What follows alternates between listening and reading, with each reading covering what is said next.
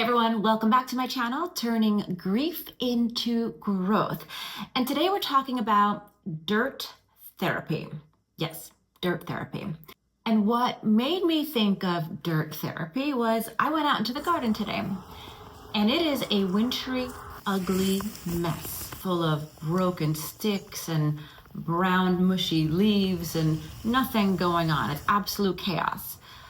And isn't that a metaphor for us when we are in the thick of grief, when we're experiencing loss? We are broken, we are a mess, we are pure chaos.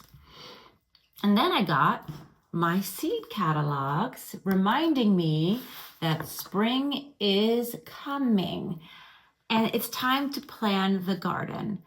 And spring is a time of rebirth, of growth, of happiness.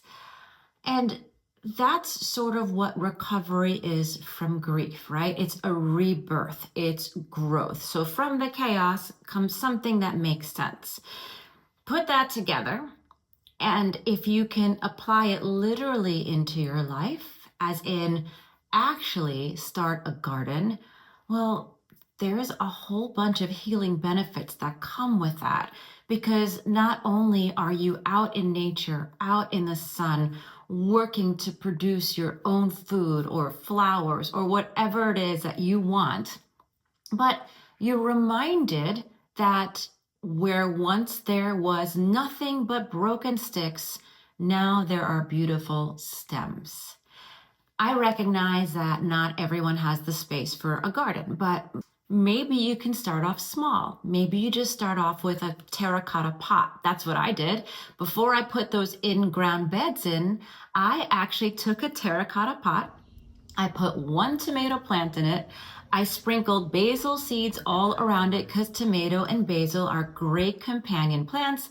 And voila, when it grew, I had the beginnings of a delicious pasta sauce. And as you're holding that seed in your hand, it's a reminder, right? This is something tiny, looks like nothing, but with time and nurture and care, as you water it, as you protect it from the elements, it is going to grow into something beautiful and something that you can actually use, something that has utility.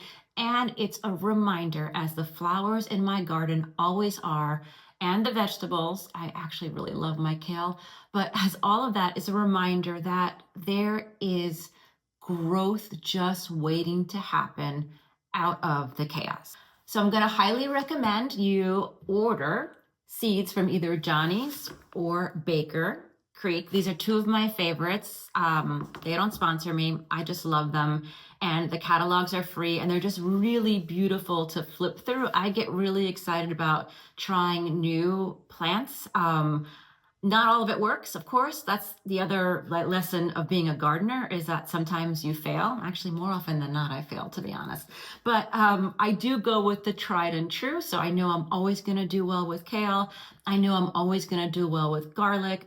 I know I'm always going to do well with wildflowers. And I'll have more videos in the future as I go through the gardening process to share with you. But in the meantime, just start small. Start with that terracotta pot or any kind of pot. Start with one seed, start with one plant. And there's another aspect to all of this that's worth discussing. And this is something that I discovered as I was doing a little bit of research. Because yes, I know that being out in the garden makes me feel good. I know that, common sense, but there's actually science to support it. So apparently there's a bacteria in soil called mycelium, and mycelium has a profound effect on serotonin, a neurotransmitter that makes us feel good. There are all sorts of studies out there on it. Don't take my word for it. Google it, chat GPT it. Mycelium equals happiness. Who knew? And I like to really get my hands in the dirt, so I tend to try not to wear gloves, and it ruins my manicures, but whatever, it's worth it. But anyway, so long story short, gardening equals relief from grief. It is not going to make all of your sadness go away. It is not going to bring the person that you love back. I know in my case, I felt way more connected to Felipe when he passed, when I was out in the garden that he had tended. So there was that connection for me, and that really is what sparked my idea to start gardening here. But just being out in nature and planting something and seeing it grow could have a profound effect. Science says it, you'll feel it.